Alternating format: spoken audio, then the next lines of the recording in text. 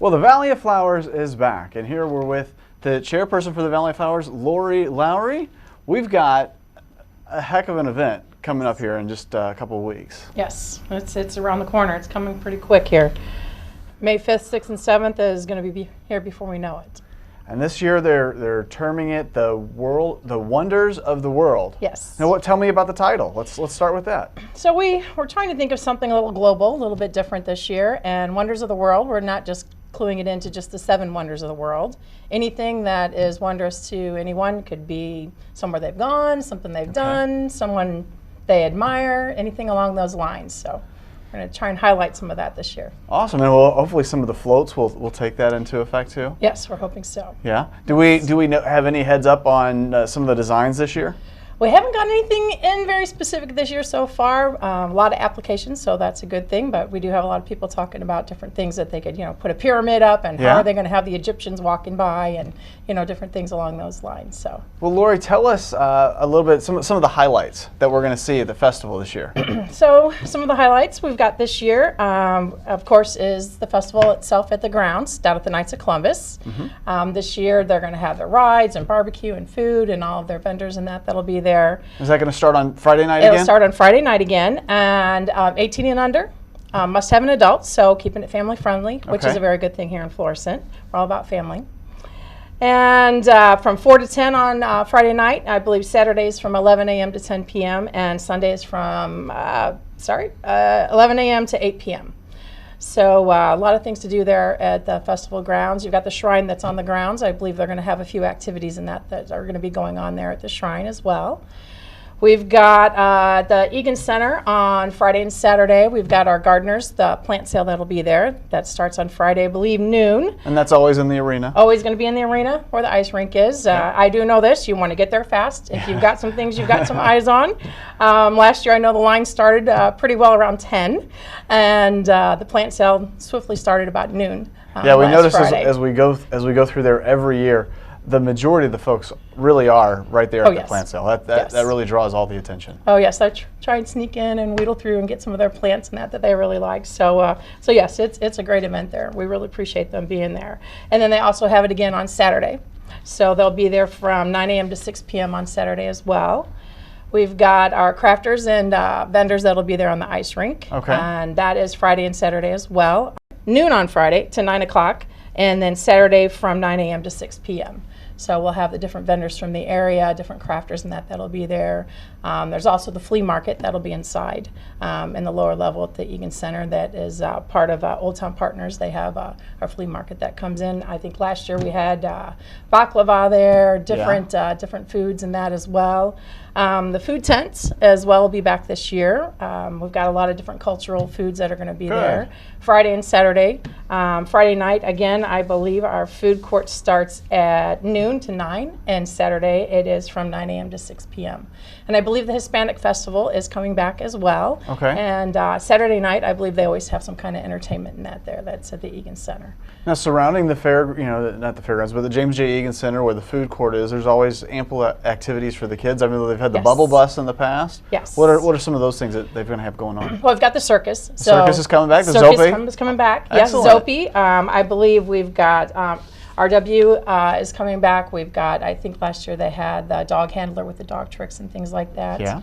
We're also going to have the House of Bounce, so the kids always love that. Absolutely. Pony rides. We've also got Susie Zoo coming back, so have a lot of activities. And this year, we've got a little bit more community involvement with the police and the fire departments. We're hoping to have a canine demonstration, and the beloved Eddie the dog, canine, will be there as well for most of the day for activities with the kids. And the fire department's coming, and they're going to have some activities in that with the kids as well. So.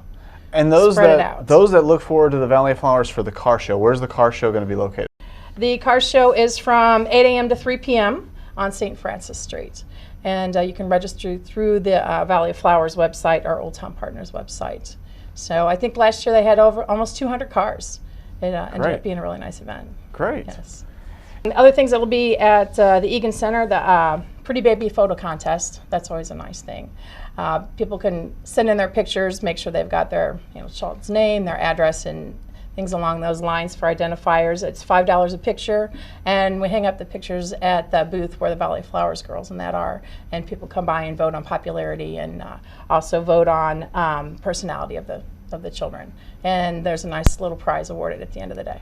I'm sorry, at the end of the parade. Well, what's the prize? Well, do we know yet? Last year, it was 2 huge baskets full of things. There were so many things in there I couldn't even count.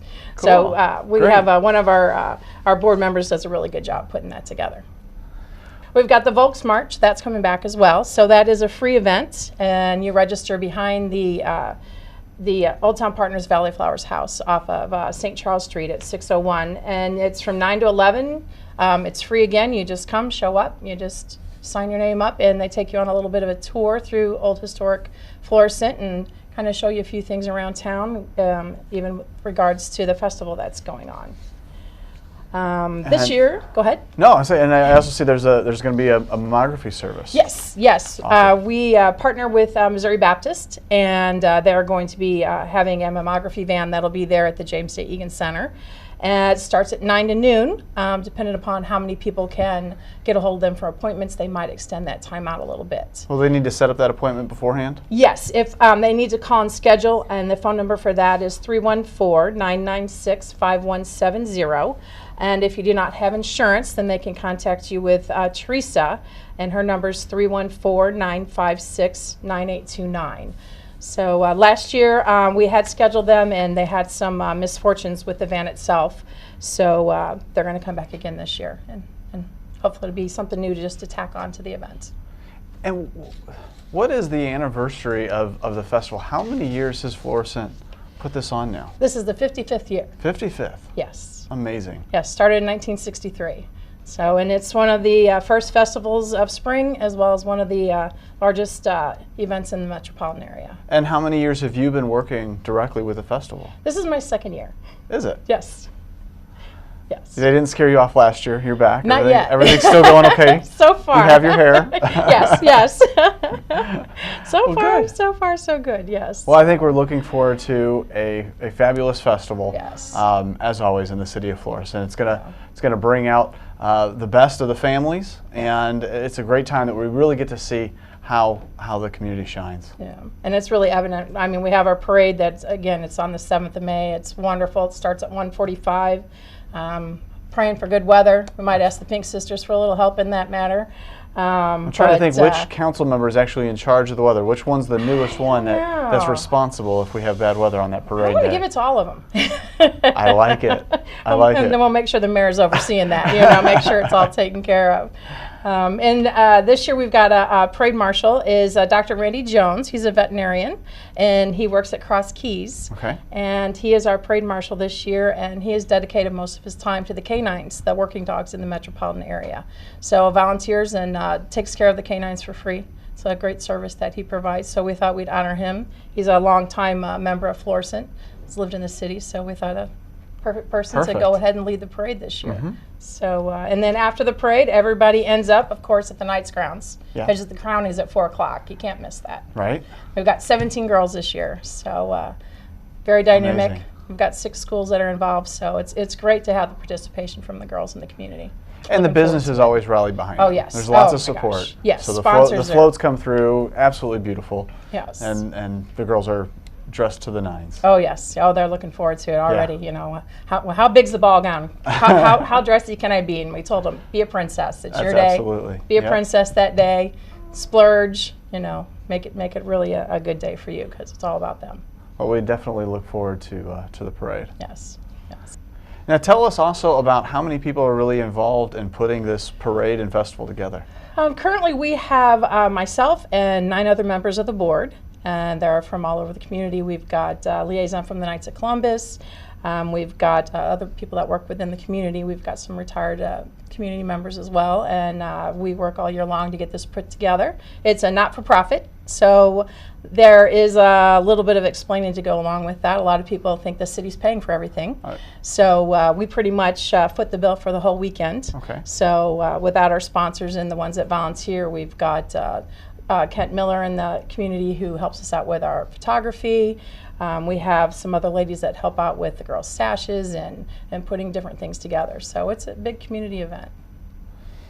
Okay, Laurie, let's recap this. What are the main things going on Friday, Saturday, and Sunday for this year? So Friday at the Knights grounds is all your activities, your games, everything that's going on there, your rides, food, and that barbecue. starts at? Knights grounds starts at 4 o'clock on Friday. Okay. And the Egan Center as well starts at noon on Friday. So all the events up at the Egan Center, the crafters, the vendors, the food tents and things like that. The circus will be going on all day Friday, and I believe they have an evening show there. Saturday, you can take your pick. You can either go to the Knights grounds and attend everything there. Does that start again probably around 10 in the morning? That starts again, I believe, yes, at 11 a.m., I'm sorry, on Saturday. And then the food court and everything on Saturday is from at 9 o'clock. Okay. So, and that'll be going on until 6 o'clock. So you can take your pick. The Saturday is at the Egan Center. You've got the gardeners, the kids' world that's going on, the different events that are being put on with the police and the circus as well. They'll have shows all day long. Great food and that to come to. Pretty baby contest. Get to see some of the Queen and Court. They'll be working there that day. And Sunday is the parade. Everything culminates with the parade. So we'll have everybody there at 1:45 to kick off the parade from the Egan Center. And anybody that's been to those parades in the past, you know, you have to get there a lot earlier than 1:45 to make sure you get your slot on the street. Yes. Last year, I think, actually, I saw probably about 6 blocks with chairs on them the night before. So people are already getting their tents out, getting their chairs out and things like that. So hopefully we'll have some vendors in that are going to be going up and down the street during the parade with some water and different things like that. We usually see the Boy Scouts there, always pulling the cooler with some waters and some sodas, and and I think I've even seen the Gus's pretzels come through. Yes, so somebody always makes that. Yep. Yeah, we've always got to see them in there, so they're coming up and down with that. So and it culminates at 4 o'clock with the crowning on Sunday. Best things. Get a brand new tops off all the stress, everything that you're doing. Yes, it for makes this it all whole worth weekend. It. It's all makes it worth it. Yes, we get to welcome them into the family because we tell the girls every year, you might move on and go to college and do other things, but that's when we welcome you into the family. So you know, the candidate that gets crown queen, what does she get to do then for the remaining year? Does she come back? Does she stay in support with other things going on in Florissant after the crowning? It kicks off, I think their first parade is in July. They get to be in the 4th of July parade in Ferguson and get to experience the parade downtown St. Louis for Thanksgiving, and the Northern Lights parade in Ferguson. It's wonderful because it's nighttime, so everything's really decorated really nicely. And we just finished our last parade with the girls this year was St. Patrick's Day, so that's kind of our sad time because we know it's kind of over with them, and everybody gets a little emotional, but it's nice because, like I said, they're all just part of the family. Everybody really takes care of the girls and makes sure they have a really good time. So it's a wonderful experience. I can't say enough about the girls that come out to want to be candidates because it helps them grow. I think it's a great thing to put on their resume, and it's just so interesting to see them go from really shy girls and you know, they're girls that don't know each other. From different schools in different areas, and you know, the first event they're just kind of by themselves a little and you know, talk a little bit, but by the end of the year they're up front and center just talking about Florissant. They're great representatives of the community, so it's really wonderful to see them evolve. See a nice come together. Yes, it's all due to this whole weekend. That's great. Well, Laurie, thanks for all the hard work and effort and stress and hair pulling that you put into to making this a wonderful weekend. Don't forget the dates, May 5th, 6th, and 7th. The Valley of Flowers, we'll see you there.